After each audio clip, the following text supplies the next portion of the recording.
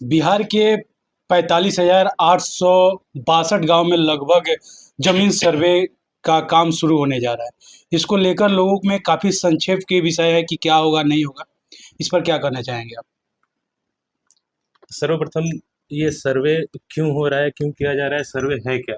इस चीज़ को हम लोगों को समझना ज़रूरी है।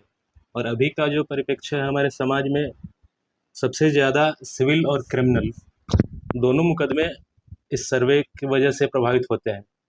सर्वे होना इसलिए भी अति आवश्यक है ताकि सिविल और क्रिमिनल मुकदमों का जो पेंडिंग केसेस हैं कोर्ट में, उसकी सुनवाई रफ्तार बढ़ सके और उस केस को जल्दी से डिस्पोजल हो सके, जल्दी से कराया जा सके डिस्पोजल में। अब उसके बाद हम लोग शुरू करते हैं सर्वे पे। सर्वे है क्या? सर्वे दरअसल ये होता है physical verification of the land.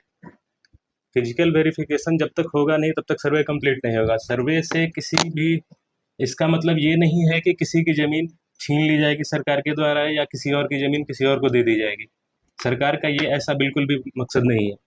हम लोग अब सर्वे की बात करते हैं प्री इंडिपेंडेंस, लगभग 1910 के आसपास सर्वे शुरू हुआ, जो 1914 में कंप्लीट हुआ, जिसको हम कैडेस्ट्रल सर्वे के नाम से जानते हैं, जो तो कंप्लीट हो गया। लेकिन उसके बाद आज़ादी के बाद जब दोबारा सर्वे शुरू हुआ, जिसको रिविजनल सर्वे के नाम से जानते हैं हम लोग, जो लगभग 1960-70 के आसपास शुरू हुआ, कुछ जिलों में वो कंप्लीट हो पाया, बाकी जगह वो कंप्लीट नहीं हो पाया, जिसके वजह से आज हम लोग को इतनी परेशानी का सामना करना पड़ता है। तो अ, आपका नाम जानना चाहेंगे और पेशे से क्या है? मेरा नाम रजनीश सांडिल्य हुआ। मैं पेशे से अधिवक्ता हूँ, पटना हाई कोर्ट में सहायक अधिवक्ता गवर्नमेंट एडवोकेट 11 के साथ वहाँ कार्यरत हूँ। लोगों का भी एक सवाल, काफ़ी सवाल आ रहे हैं कि हम बाहर रह रहे हैं, विदेश रह रहे हैं या दिल्ली, बम्बे रह रहे हैं, तो उनके लिए क्या परेशानी होगी? उनको कैसे सर्वे, जैसे उन लोग कह रहे हैं कि मेरा ज़मीन हड़पा जाएगा, हम नहीं आएँगे तो मेरा भाई ले लेगा, तो उनके लिए भी प्रॉब्लम होगी? बिल्कुल, ये परेशानियाँ सबके साथ आ रही हैं। जो भी लोग, एक्चुअली हम लोग को पहले ये समझना होगा कि बिहार ही एक ऐसा राज्य है पूरे भारत में, जहाँ से सबसे ज़्यादा लोग यहाँ से पलायन कर चुके हैं। बिहार से बाहर या तो भारत में है या भारत से बाहर है। इस वजह से सबके मन में ये परेशानियाँ हैं, सब इस बात से काफ़ी परेशान है ताकि ये सर्वे हो रहा है कहीं मेरे ज़मीन को कोई और ना ले ले, मेरे ज़मीन पे किसी और कोई अपना दावा दिखा के उसको अपने नाम पे खतियान में उसकी रजिस्ट्री ना करा ले, खाता नया ना खुलवा ले। इसके लिए बिहार सरकार द्वारा ऑनलाइन पोर्टल भी बनाया गया है, जो अभी उस पे आप जाके डायरेक्ट प्रपत्र 2 वहाँ से भर सकते हैं। प्रपत्र 2 हुआ सेल्फ डिक्लेरेशन। पहले आपको सेल्फ डिक्लेरेशन देना है ताकि आपकी क्या संपत्ति है, कौन-कौन सी संपत्ति है, सारा अपना डिटेल्स, अपना अपने माता-पिता, पूर्वजों का नाम देते हुए, और उसके बाद उसमें एक वंशावली की फॉर्म है जिसको प्रपत्र 3-1 हम कहते हैं। प्रपत्र 3-1 में वंशावली देना है, उसके आधार पे फिर आपका फिजिकल वेरिफिकेशन किया जाएगा। वो लगा के आप अगर बाहर हैं तो आप तो आ नहीं सकते हैं यहाँ शिविर में, तो उसको ऑनलाइन आप सबमिट करें। अब सबमिट करने के बाद जब वेरिफिकेशन हो जाएगा, तब अगर कोई आपत्ति होती है, आपको कोई भी किसी भी तरह का ऑब्जेक्शन होता है, उसके लिए भी आपको ऑनलाइन पोर्टल दिया गया है। ऑनलाइन आप ऑब्जेक्शन करें, उसकी सुनवाई होगी। जो भी आपके सगे संबंधी, भाई, चाचा, पटीदार गाँव में रह रहे हैं, उनके थ्रू आप ऑब्जेक्शन में, यहाँ बाकी जो डॉक्यूमेंट है, शिविर जो लगेगी, आम सभा लगेगी, उसमें ऑब्जेक्शन के लिए आप उनको भेज सकते हैं, उनके माध्यम से होगी। या अगर यथासंभव अगर हो पाए, आपके साथ संभव हो, तो आप एक बार आ जाएँ यहाँ ज़रूर। अच्छा, वंशावली को लेकर काफ़ी दिक्कतें आ रही है, वंशावली जिसका नहीं बना है हाँ, उनको लेकर। वंशावली नहीं बना है तो वंशावली के लिए काफ़ी परेशानियाँ हो रही हैं, काफ़ी लोग इस बात से बहुत परेशान हैं। जैसे अभी कल ही एक बिहार सरकार द्वारा नया नोटिफ़िकेशन निकाला गया है वंशावली को लेकर के। इसमें बताया गया है कि पहले ये था कि या तो आप कोर्ट से एफ़िडेविट दीजिए या किसी भी गेज़ेटेड ऑफ़िसर से उसको नोटराइज़ करा के दीजिए, एफ़िडेविट करा के उसको दीजिए वंशावली, लेकिन अब उस चीज़ को हटा दिया गया है। अब वहाँ पे कर दिया गया है वंशावली बना के आप सेल्फ अटेस्टेड करके दे सकते हैं उसको। तो ये चीज़ धीरे-धीरे करके काफ़ी सुधार किया जा रहा है, जैसे-जैसे होगा ये। सर, कुछ लोगों का है कि पुरानी ज़मीन है, जो पुराने ज़माने में लोग ज़मीन खरीदे, आज से मतलब 40 साल पहले, 50 साल पहले। उस ज़मीन को क्या है कि अगर मेरा ज़मीन है, मैंने किसी को दिया ऐसे जलपेक्सी, गाँव में देहात में ऐसे ज़्यादा चलता है, जलपेक्सी में ज़मीन दिया, उसने ज़मीन को चोरी-छुप के बेच दिया। तो वो ज़मीन क्या सर्वे के बाद वो जो ओरिजिनल आदमी है उसके पास रहेगा, या फिर जो खरीदा है उसको पता नहीं है तो कि हमको चोरी-छुपे ज़मीन बेचा गया है, तो उसका हो जाएगा? देखिए, सर्वे और ये ज़मीन किसका होगा, किसका नहीं होगा, ये दोनों 2 चीज़ें हैं। अच्छा। सर्वे में सिर्फ़ आपका फिजिकल वेरिफिकेशन और डॉक्यूमेंट के आधार पर एक नया खाता खुलेगा, जी। खतियान बनेगा। जो खतियान भी किसी भी ज़मीन का ओरिजिनल डॉक्यूमेंट खतियान को भी हम नहीं मान सकते हैं, क्योंकि खतियान में भी वेरिफिकेशन होता है, प्रॉपर सक्षम न्यायालय है, वहाँ से करते हैं। उसके लिए आप, ये सब अलग प्रक्रिया है, उसके लिए सक्षम न्यायालय से आपको करके और कराना होगा। सर्वे में सिर्फ आपका नया खाता बनेगा, खाता खुलेगा खतियान में और रिकॉर्ड्स ऑफ राइट बनेगा, सिर्फ उतना ही होगा। किसकी ज़मीन किसके पास रहेगी, किसके पास नहीं बहुत रहेगी, सारे लोगों को सर सवाल है कि हमारा कागज आग लगे में जल गया, फिर गुम हो गया, फिर हमारा कागज बना नहीं, या फिर खतियान नंबर या प्लॉट नंबर गड़बड़ हो गया है। अगर हम टाइम पोस्ट करे सर्वे का समय के अनुसार अगर हमको नहीं जमा कर पाए तो सरकार हमारी जमीन ले लेगी। नहीं, इस बात से हम सभी को सबसे ज़्यादा तो इसमें महत्वपूर्ण भूमिका आप लोगों की होगी, ताकि आप लोगों को जागरूक करें। इसमें करना क्या है, कैसे कागज़ देना है, कौन से कागज़ देना है, कहाँ देना है, कब तक देना है। और जहाँ तक आपके सवाल की बात है, तो उसमें हम क्या है, अगर जिसके पास कोई भी कागज़ नहीं है, मान लेते हैं मेरे पास कोई भी कागज़ नहीं है, मेरा घर बना हुआ है, हम यहाँ रसीद तो दे रहे होंगे, इस घर का लगान तो जमा कर रहे होंगे, पानी बिजली तो कर रहे होंगे, उसमें खाता खेसरा सब मेंशन रहता है। तो वहाँ से हम रजिस्ट्री ऑफिस से अपना एक दस्तखत उसका डीड दस्तावेज अपना निकलवा सकते हैं, उसको जमा कर दें। तो इसमें घबराने की कोई बात नहीं है, इसको धीरे धीरे करके एकदम, ये देखिए ये सबसे बड़ा सर्वे का काम ये हो रहा है ताकि जो केसेस हैं, केसेस कम हो, सिविल और क्रिमिनल दोनों केसेस। जमीन के वजह से ही मैक्सिमम बिहार में सबसे ज़्यादा क्राइम होते हैं, जमीनी विवाद से ही। जी। तो सरकार का भी निश्चित रूप से यही मकसद है ताकि इस चीज़ को सर्वे कम का किया जा सके। मेन मकसद, अगर लोग बहुत सारे गांव देहात से लोग नहीं जान रहे हैं, तो सर्वे का मेन मकसद लोग ये भी समझ रहे हैं कि अगर हमारा बाप के नाम पे जमीन है, हमारे पिताजी का डेथ हो गया है, ठीक है, हम 2 भाई हैं, अभी तक जमीन रजिस्ट्री नहीं हुआ, तो क्या वो सर्वे में दोनों भाई के नाम पे जमीन रजिस्ट्री हो सकता है, जो जोत रहे हैं जमीन को, जोतैया है जमीन की? नहीं, इसके लिए है कि जब भी सर्वे का फिजिकल वेरिफिकेशन जब होने आएगा, जी। उस समय एक आम सभा लगाई जाएगी। आम सभा में दोनों भाई अपना जाके वहाँ नाम जुड़वा सकते हैं, दोनों भाई के नाम पे खतियान बन सकता तो है। क्या सिर्फ खतियान बनेगा या फिर दोनों का अपने अपने नाम से बंटवारा हो जाएगा? अगर वो बंटवारा अभी आपस में बंटवारा करके उसका डॉक्यूमेंट जमा करते हैं तो खतियान दोनों भाई का अलग अलग बन जाएगा, नहीं तो दोनों भाई अपना नाम खतियान में शामिल करा सकते शामिल करा सकते, पिता के नाम पे जमीन रहेगा। हैं। हाँ, शामिल करा अच्छा, सकते हैं। लैंडमार्क कैसे डिसाइड किया जाएगा? जिसकी जमीन है कि लैंडमार्क यहाँ, वो डिसाइड कैसे किया जाएगा? हाँ, लैंडमार्क डिसाइड करने का बहुत बड़ा इसमें प्रॉब्लम तो खैर नहीं आएगी, क्योंकि अधिकारियों द्वारा जितने भी अमीन हैं, कानूनगो हैं, बंदोबस्त पदाधिकारी हैं, उन लोगों की ट्रेनिंग दी जा रही है।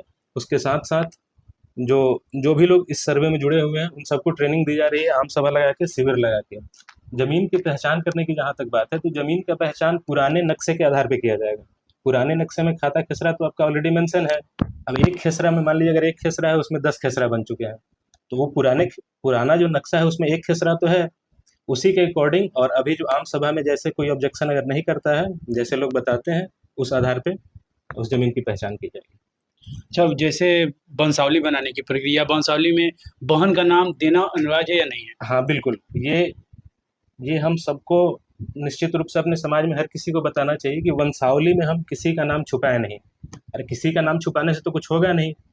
आखिर जब आम सभा लाएगा तो वहाँ बताना ही पड़ेगा आपको।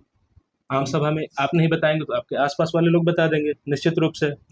अगर वो लोग भी नहीं बताते हैं, आप और गलती से अगर कहीं ऑब्जेक्शन कर देती है आपकी बहन या किसी की बहन है, किसी की बेटी है, वो लोग ऑब्जेक्शन कर देती है। वंशावली एक लीगल डॉक्यूमेंट होता है। लीगल डॉक्यूमेंट में अगर गलत आप कोई भी चीज़ मेंशन करते हैं, तो उसके लिए आप पे क्रिमिनल केस भी हो सकता है, जिसकी सज़ा लगभग 3 साल से ज़्यादा की है। 3 से 7 साल तक की सज़ा है। पुराने आईपीसी पे सेक्शन 193 के अधीन। सर, एक चर्चा बड़ी जोर शोर से भी चल रहा है कि बेतिया राज का कुछ जमीन है जो 14,000 एकड़ जमीन है, जो जिस जमीन का पता नहीं था, और सरकार का कहना है कि उस जमीन को चिन्हित कर लिया गया है, और वैसा जमीन है जो बहुत से लोग हैं किसान जो जमीन को अपने कब्जा में लिए हैं, उसका क्या होगा सर? जो लोग अपने कब्जा में लिए हैं, सबसे पहले तो बेतिया राज का डिस्प्यूट थोड़ा अलग है, सर्वे से एकदम अलग है। बेतिया राज को कोर्ट ऑफ वर्ड्स में ले लिया, वो लगभग 1895 के आसपास है। उसके बाद वो ज़मीन, बेतिया राज की जितनी भी ज़मीन है, अगर किसी के कब्जे में है वो ज़मीन, तो उस पे आम सभा में अगर कोई ऑब्जेक्शन नहीं आता है, बेतिया राज के भी जो मैनेजर हैं या जो कोर्ट ऑफ वर्ड्स के थ्रू हैं, वहाँ से अगर उसका नहीं आता है ऑब्जेक्शन, तो उसके बाद फिर देखेंगे जो भी बंदोबस्त पदाधिकारी हैं, वो लोग उसके लिए क्या कर सकते हैं। स्पेसिफिक बेतिया राज के लिए अभी तक कोई नोटिफिकेशन नहीं निकला है। सर्वे में सर कब्जवारी पे बोला जा रहा था कि कब्जवारी जिसका होगा उसके नाम पे सर्वे होगा, तो अगर बेतिया राज का जमीन है जिसके कब्जा में है तो उसके नाम पे सर्वे हो जाएगा सर? उसके लिए आपको कोई कागज भी दिखाना पड़ेगा, कोई कागज तो होना चाहिए आपके पास। अगर कोई कागज नहीं है, सिर्फ कब्जा के आधार पे आपके नाम पे खतियान नहीं खुल जाएगा। मान लेते हैं बेतिया राज का या किसी का भी जमीन हो, किसी भी राज का जमीन हो, उसके लिए अगर आपको सेटलमेंट किया हुआ है, 1895 के पहले का अगर बंदोबस्ती है तब तो ठीक है, 1895 के बाद की बंदोबस्ती है तो उसमें फिर आपको दिक्कत होगी। चाहिए सर, जितने भी जमीन सर्वे में जो भी परेशानी आती हैं, जितने भी केस मुकदमे होते हैं, जो अधिकतर जमीन विवाद होता है बिहार में, हाँ। तो क्या लगता है कि जमीन सर्वे के बाद ये सब जो प्रॉब्लम होते हैं वो सॉल्व हो जाए? हाँ, निश्चित रूप से अभी तक जैसा चल रहा है, अगर ये सक्सेसफुल हो जाता है, सर्वे अगर कंप्लीट हो जाता है अच्छे से, तो निश्चित रूप से सिविल और क्रिमिनल दोनों मुकदमों में काफ़ी कमी आएगी, और ये हमारे समाज के लिए काफ़ी बहुत ज़रूरी है इस चीज़ की। विवादित जब जमीन होता है वो भी सॉल्व हो जाएगा हाँ, निश्चित रूप से जब सर्वे कंप्लीट हो जाएगा तो जितने भी जिसका जो शेयर है सबका शेयर डिफाइन हो जाएगा, नया खतियान खुल जाएगा। उसके आधार पे आप क्या करेंगे? उसके बाद मैक्सिमम डिस्प्यूट हमको लगता है कि मेरे हिसाब से 10 से 15%, 20% तक डिस्प्यूट रह जाएगा। बाकी अभी तो सबसे ज़्यादा आपस में भाई में पटीदार में झगड़ा है कि ये ज़मीन किसका है, ये ज़मीन किसका है। नया खतियान खुल जाएगा, नया खाता बन जाएगा, उसके बाद किसी को कोई अगर दिक्कत नहीं है। जिस जमीन पे केस चल रहा है फिलहाल में, हाँ। अगर हमारा जमीन है जिस पे कोई दूसरा आदमी क्लेम किया हुआ है, वो जमीन अगर कोर्ट में केस चल रहा है, कोई अभी सुनवाई का नहीं आया है रिजल्ट कि हम क्या किसके नाम में जमीन जाएगा, तो उसका क्या होगा? उसके लिए अभी नोटिफिकेशन सरकार द्वारा कुछ निकाला नहीं गया है, लेकिन जब तक मान लेते हैं केस में न्यायालय में अगर केस पेंडिंग है, आपकी टाइटल सूट आप फाइल किए हुए हैं, 2 भाई हैं, 2 भाई के बीच में टाइटल सूट फाइल किया गया है, उसका अभी खतियान में थोड़ा टाइम लगेगा, उसमें थोड़ी देरी हो सकती है अभी। तो जो लोग जैसे ज़मीन बँटवारा नहीं किए हैं, यानी उनका अभी तक कुछ भी नहीं हुआ है खतियान में, तो उन लोगों का अब जिनका जो जैसे जोत रहे हैं, कोई और ज़्यादा जोत रहा है, जिससे कम जोत रहा है, तो उनको सेम बँटवारा मिल जाएगा इस सर्वे के दौरान? नहीं, जोत आप सिर्फ पोजीशन के आधार पर, सिर्फ अगर आपके कब्जा के आधार पर खतियान आपका नहीं खुलेगा, कब्जा के साथ-साथ आपको कागज़ भी दिखाना पड़ेगा। कागज़ भी बहुत तरह के कागज़ हैं इसमें, या तो खतियान अगर जैसे आप डायरेक्ट डिसेंडेंट हैं जो खतियानधारी हैं, खतियान जिसके नाम पे पहले बना, जो 1910 में 14 में जो सर्वे हुआ कैडेस्ट्रल सर्वे, उसमें खतियान जिसके नाम पे बना, अगर आप डायरेक्ट उनके वंशज हैं, अभी तक कोई बँटवारा नहीं किया है, तो आपके लिए ये ज़्यादा अच्छा होगा कि आप बँटवारा कर लें, अभी भी समय है, अभी सर्वे शुरू नहीं हुआ है, अभी सिर्फ अवेयरनेस फैलाया जा रहा है। कितना दिन का समय है? अभी तो सिर्फ अवेयरनेस प्रोग्राम चल रहा है, अभी अवेयरनेस प्रोग्राम खत्म होगा उसके बाद सर्वे का काम शुरू होगा। उसमें सबसे पहला काम होगा सेल्फ डिक्लेरेशन फॉर्म जमा करें, उसके बाद बाकी सपोर्टिंग डॉक्यूमेंट है वो सारा लगा के जमा करें, तब फिजिकल वेरिफिकेशन होगा आपकी ज़मीन का। फिजिकल वेरिफिकेशन के बाद आम सभा लगेगा, आम सभा में ऑब्जेक्शन करने का भी सबको स्कोप है। आम सभा ऐसा नहीं है कि अकेले किसी कमरे में बैठ के कराया जाएगा, वो सबके सामने होगा, सरपंच होंगे आपके, मुखिया जी होंगे, ये सारे लोग रहेंगे। उसमें आपको कुछ छुपा भी नहीं सकते हैं, मजबूरी है, क्योंकि अगर आप कुछ छुपाएँगे तो ऐसा नहीं है कि गाँव में सारे लोग आपके सपोर्ट वाले लोग ही हैं, कुछ ना कुछ आपके विरोध भी करने वाले लोग हैं, तो वो लोग तो सच बात बता ही देंगे। उससे ज़्यादा अच्छा है कि आप पहले बँटवारा कर लें, वंशावली में किसी का नाम छुपाएँ नहीं, अपनी बहन-बेटी का जहाँ तक बात है, उनका भी नाम ज़रूर उसमें डालें।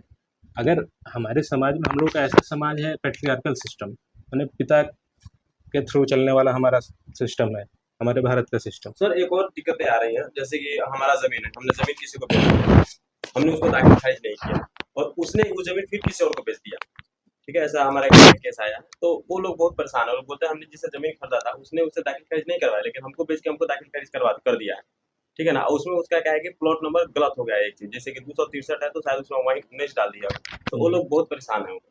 नहीं, तो उसके लिए तो फिर आपको तो पहले कोर्ट में जाना होगा, उसके लिए आप टाइटल सूट फाइल करेंगे, जो नया डीड बना है उसको कैंसिल कराने के लिए कैंसिलेशन ऑफ डीड के लिए केस फाइल करेंगे, उसके बाद होगा।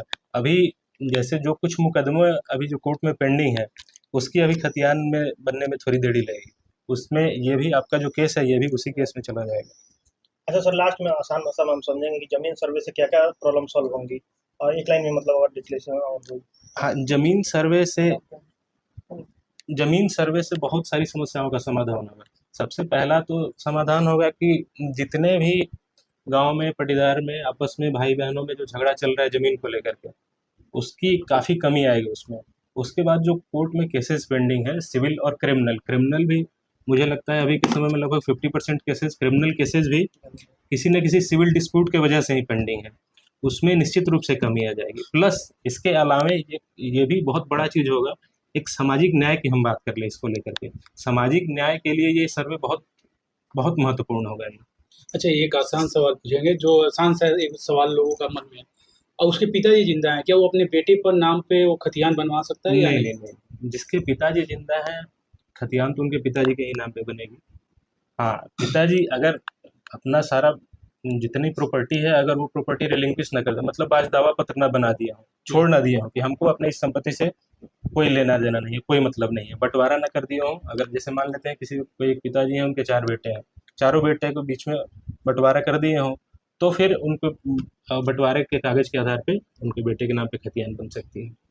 नहीं, जैसे गाँव में एक चल रहा है कि मेरे पिताजी हैं लेकिन एज हो चुका है, लोग कह रहे हैं, तो हम अपने अपने नाम पर करा लें। नहीं नहीं, ये ऐसा कराने की कोई ज़रूरत नहीं है, इससे आपको कोई फ़ायदा भी नहीं है। ऐसा नहीं है कि आप अपने पिताजी का नाम डालेंगे तो उससे आपको नुकसान हो जाएगा, आप अपना नाम डाल देंगे तो उससे आपको बहुत फ़ायदा हो जाएगा। पिताजी हैं तो पिताजी का नाम डालें उसमें। अच्छा भैया, एक आखिरी सवाल। गांव में जैसे कि जो बदलाइन जमीन होता है, हाँ जो पुराने समय में लोग ऐसे ही जमीन एक दूसरे से बदलाइन कर लेते थे, फलवरी मतलब बिना कोई हाँ कागज पत्र के। हाँ, उन लोगों को क्या कुछ करना होगा इस मौखिक बदलान और मौखिक जी। बंटवारा की जहाँ तक बात है, तो जो सर्वे को लेकर के नोटिफिकेशन आया है उसमें अभी मौखिक बंटवारे को मना कर दिया गया है। जी। उसमें सरकार द्वारा कही गई है कि मौखिक बंटवारा है उसको हम नहीं मानेंगे, उसको मान्य नहीं करेंगे। लेकिन हमें लगता है कि पहले से भी जो ट्रांसफ़र ऑफ प्रॉपर्टी एक्ट है उसके सेक्शन 9 में बताया गया है कि जो मौखिक बंटवारा है उसको मान्य किया जाता है। तो हमको लगता है इसमें निश्चित रूप से सरकार अभी संशोधन करेगी या इस पे निश्चित रूप से विचार करेगी। तो उन लोगों को घबराने की जरूरत नहीं नहीं, अभी इसमें किसी भी व्यक्ति को जिसके पास 1 धुर ज़मीन है या जिसके पास 20 बीघा ज़मीन है, किसी को भी ना घबराने की ज़रूरत है, ना परेशान होने की ज़रूरत है। अभी सिर्फ अवेयरनेस प्रोग्राम चलाया जा रहा है और अवेयरनेस प्रोग्राम के तहत ही हर किसी को ये बात समझा के संतुष्ट कर देना है कि इसमें आपकी ज़मीन कोई नहीं लेगा, जिसकी ज़मीन है उसी को मिलेगा। वास्तविक जो ज़मीन का मालिक है उसको उसका ज़मीन मिल जाएगा। अभी हमारे यहाँ एक प्रथा है, जिसकी लाठी उसकी भैंस। इस प्रथा में भी हमें लगता है काफ़ी कमी आएगी, क्योंकि सर्वे के बाद निश्चित रूप से जब पहचान हो जाएगी हाँ ये ज़मीन मेरा है, तो आप लाठी भी लिए हुए तो अभी तो कोर्ट है आपके लाठी से उसको। देखा जा रहा है कि कुछ लोग जमीन रजिस्ट्री करा लिए थे, लेकिन अभी दाखिल खारिज भी नहीं हो रहा है और लगातार ब्लॉक में जाकर कर्मचारी से बात कर रहे हैं, दाखिल खारिज हो नहीं जाए। तो उन लोगों को क्या कुछ करना होगा? नहीं, दाखिल खारिज अगर जैसे मान लेते हैं पुराना कोई रसीद आपके पास है तो आप पुराना रसीद लगा सकते हैं, आपको करेंट रसीद लगाने की कोई ज़रूरत नहीं है। देखिए मतलब सर्वे में रसीद लगाते हैं सो हो जाए। सर्वे में पुराना रसीद है, पुराना रसीद आप बाकी कागज़ के साथ लगाएं, क्योंकि सिर्फ रसीद किसी भी ज़मीन का पुख्ता कागज़ नहीं होता है।